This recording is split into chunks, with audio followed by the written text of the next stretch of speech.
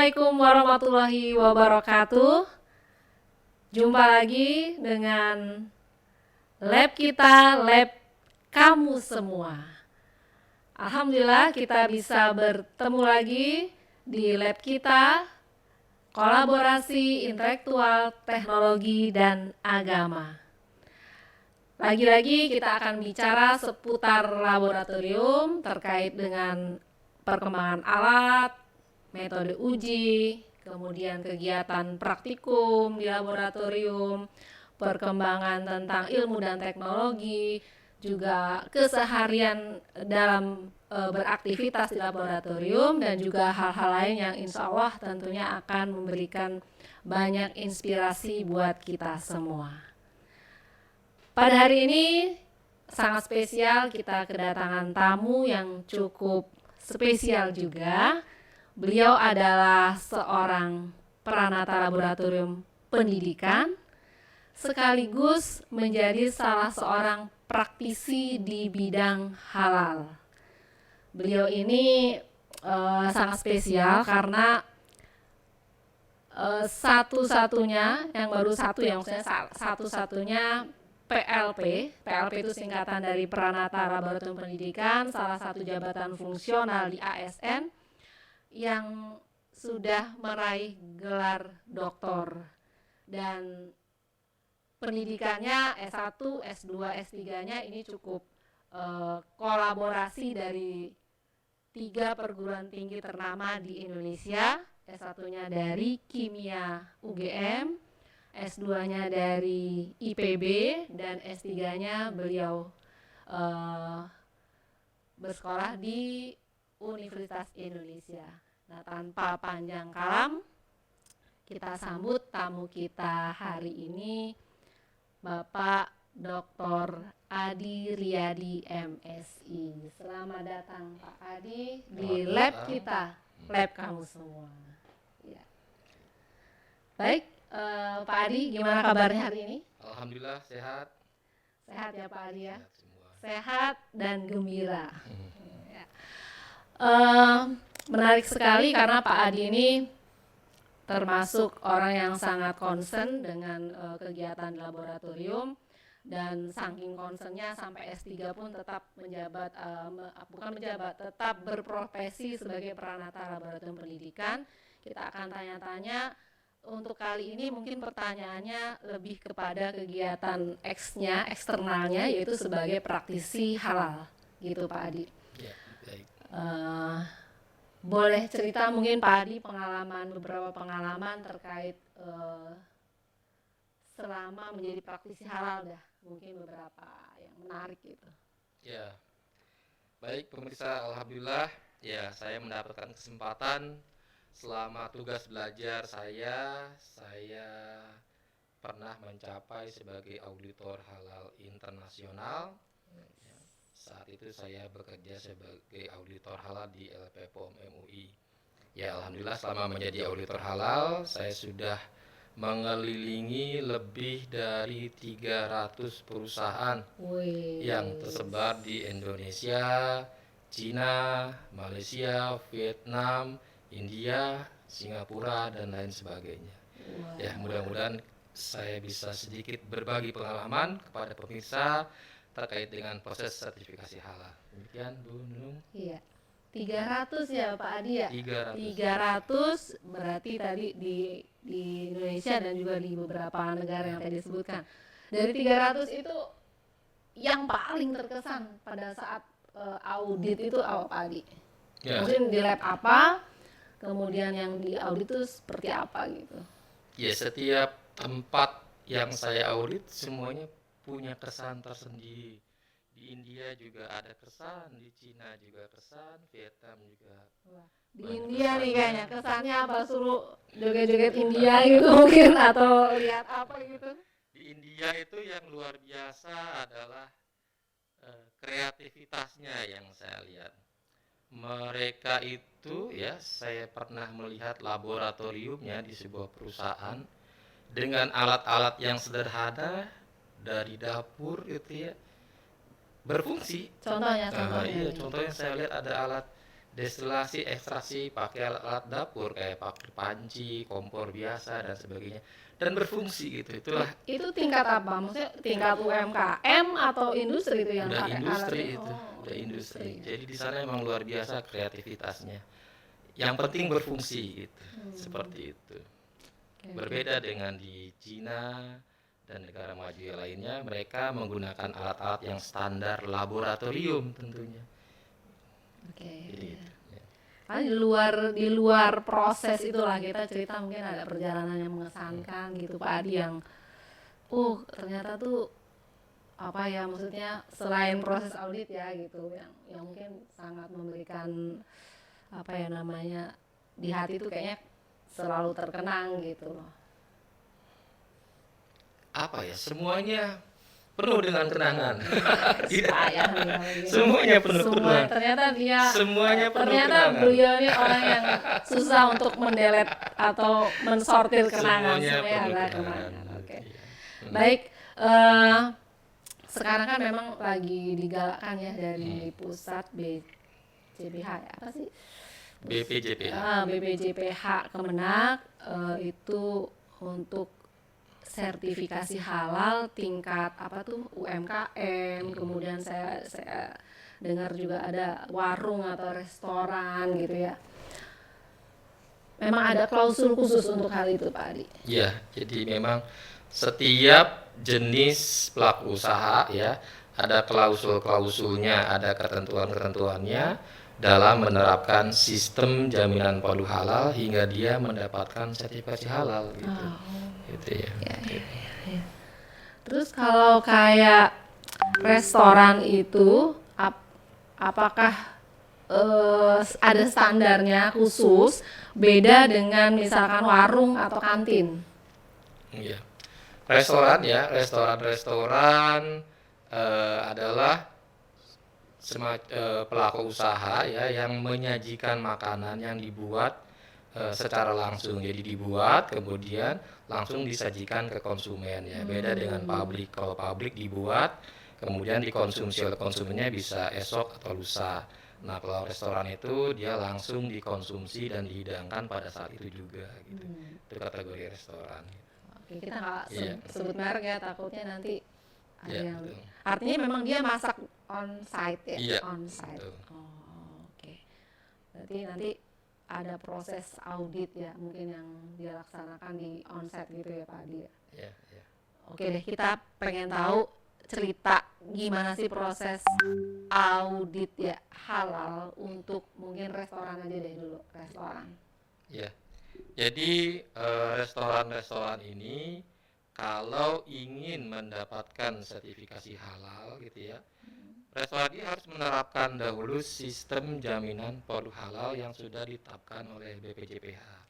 Ya, itu ada 5 kriteria. Nah, saran dari saya sebaiknya kalau restoran ini mau mendaftarkan sertifikasi halal, ya, yang pertama kali dilakukan adalah ikut dulu external training. Gitu ya. Monggo, jadi nanti setelah ikut external training kan jadi tahu apa tahapan-tahapan yang dilakukan gitu. Jadi seperti itu. Oh itu. Tapi itu artinya kesadaran. Ya, kesadaran. Kesadaran ya, kesadaran. Maksud saya di dalam proses audit itu maksudnya kan ada mungkin SDM-nya kah yang diaudit atau prosesnya kah atau sarana dan prasarananya kah atau seperti apa Pak Adi? Ya, Sampai kemudian restoran kamu nih halal gitu. ya seperti itu. Jadi ada 5 kriteria sistem jaminan produk halal yang harus diterapkan oleh restoran. Yang pertama adalah tentunya adalah komitmen ya. Komitmen restoran itu harus berkomitmen ya menerapkan sistem jaminan produk halal. Kemudian juga SDM-nya itu harus sudah memahami tentang konsep halal dan haram melalui external training dan internal training. Kemudian yang kedua bahannya, tentu bahan yang digunakan itu semuanya harus sudah terjamin kehalalannya. Dilihat dari dokumennya kah sertifikasi halalnya atau dilihat dari flowchartnya proses produksinya.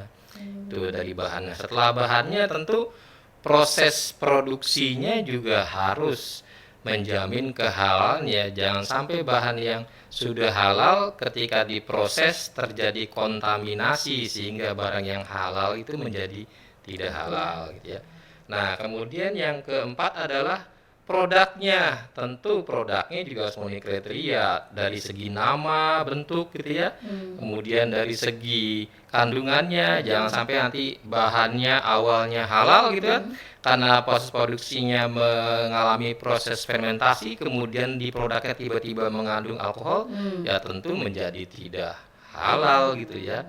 Nah, kemudian yang terakhir adalah evaluasi dan pemantauan. Jadi harus ada audit internal dan harus ada kaji ulang manajemen yang secara rutin dilakukan dan dilaporkan ke LPH dan BPJPH. Jadi seperti itu prosesnya. Berarti itu hulu hilir ya. Iya, tahapannya seperti itu. Kita ini sebagai user dari resto-resto yang ada gitu ya Pak Adi.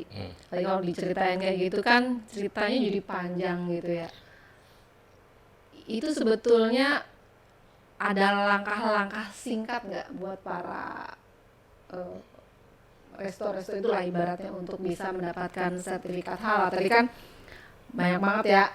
Iya. Dari dia harus training dulu, pemahaman pentingnya halal, kemudian memastikan semua produk-produk itu kalau bahasanya raw materialnya itu berarti harus halal juga gitu ya. Nah, itu kan harus ada dokumen-dokumennya gitu. Itu ada gimana caranya supaya mereka jenuh banget ya kalau kayak gini ceritanya, kapan jualannya gitu. Ya, jadi sebenarnya intinya di pengetahuan ya. Kalau kita mengetahui, memahami, dan membiasakan diri, maka segala sesuatunya itu menjadi mudah. Yang membuat menjadi sulit itu karena kita tidak tahu caranya. Jadi saran kami kepada pelaku usaha yang ingin mendapatkan sertifikasi halal gitu ya, ikut dulu external training. Nah, nanti pada external training itu akan dapat materi-materi dokumen apa yang harus disiapkan, kemudian apa saja yang harus diimplementasikan gitu. Ikut aja dulu. Setelah ikut external training, baru nanti pulang ke perusahaannya, jelaskan ke teman-temannya. Nah, itu namanya internal training. Jadi ilmu yang diperoleh dari external training itu dijelaskan ke karyawan-karyawan yang lain, itu namanya internal training. Nah, setelah itu baru bersama tim bikinlah yang namanya sistem jaminan produk halal SJPH. Manual SJPH-nya sesuai dengan kondisi perusahaannya. Di situ bikin SOP ya dan instruksi-instruksi kerja. Setelah bikin dokumennya baru diterapkan. Tentu ada laporan penerapan. Kalau sudah diterapkan baru daftar ke LPH-nya. Nah, nanti kalau sudah daftar ke LPH-nya baru nanti diaudit, baru nanti dapat sertifikat halal. Jadi intinya belajar dulu melalui external training, kemudian bikin dokumennya, kemudian diterapkan, baru daftar. Jadi gitu ya. Jangan kebalik ya. Jadi kenapa tadi saya langsung tertarik dengan restoran, karena kan sekarang lagi menjamur banget tuh resto-resto cepat saji dengan segala daya tarik jualnya kepada para konsumen gitu ya.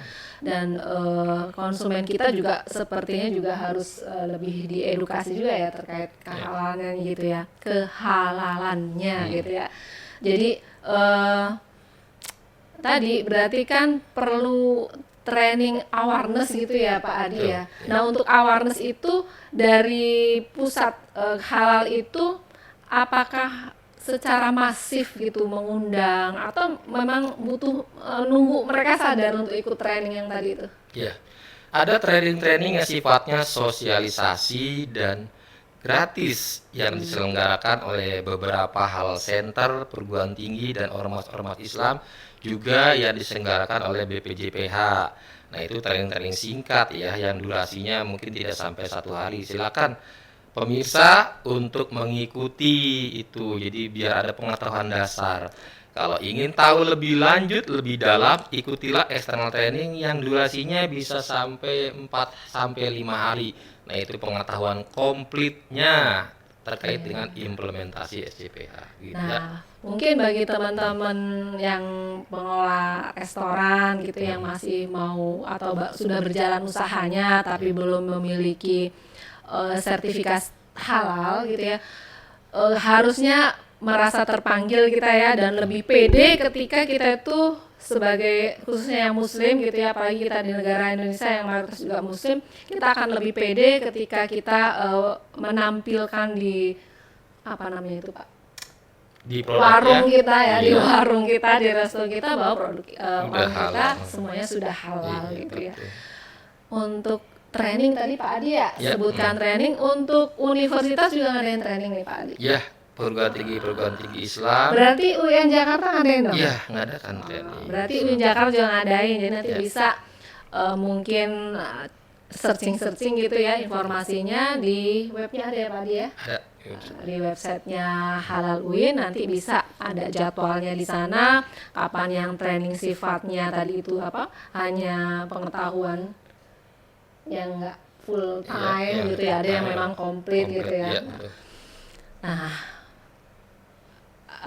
apa ya namanya, menjadi ketenangan buat kita, apalagi kalau sebagai orang tua, anak-anak kita suka jajan, generasi kita kayaknya pada hobinya juga jajan, kita pastikan bahwa anak kita itu memiliki asupan makanan yang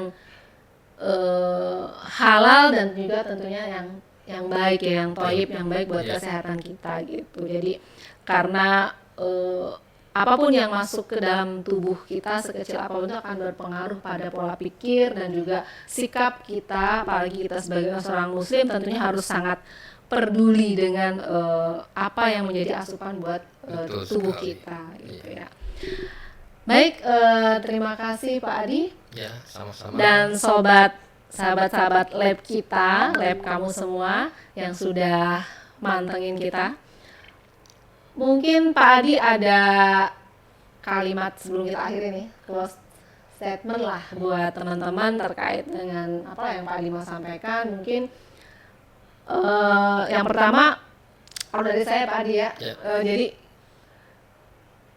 apa namanya, kebutuhan akan apa namanya itu, sesuatu kebutuhan akan halal atau tidaknya bagi untuk makanan yang kita konsumsi itu menjadi penting, dan kita harus aware, bukan hanya menjadi tugas dari Pak Adi mungkin sebagai personil dari salah satu pusat halal atau negara, tapi kita juga harus sama-sama gitu ya Pak Adi ya mungkin. Tapi mungkin akan lebih masif ketika dari pemerintah atau yang berkepentingan dalam hal ini mungkin pusat halal Indonesia itu terus secara masif memberikan awareness dan juga bimbingan kepada seluruh segmen, terutama dalam bahasan kali ini kita ngomongin tentang resto atau warung-warung atau UKM gitu ya, untuk memberikan pendampingan supaya mereka semua bisa mendapatkan sertifikasi halal. Syukur-syukur kalau itu bisa lebih cepat dengan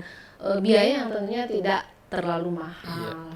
Silakan Pak Adi, mungkin ada yang mau disampaikan. Baik, pemirsa, seperti kita ketahui bersama sebagai seorang muslim, kita tuh wajib mengkonsumsi makanan yang halal gitu ya. Ya supaya energi kita juga bersumber dari makanan yang halal ya. Nah, itu. Teknologi yang modern membuat makanan yang halal itu tidak sederhana seperti zaman dahulu kala. Ada banyak sekali bahan-bahan kimia yang turunan-turunan dari hewan yang perlu dikaji dahulu oleh ahlinya, oleh laboratoriumnya gitu ya, apakah bahan itu bersumber dari hewan yang halal atau tidak. Jadi mohon kepada pelaku usaha, yuk kita peduli untuk mensertifikasi halal.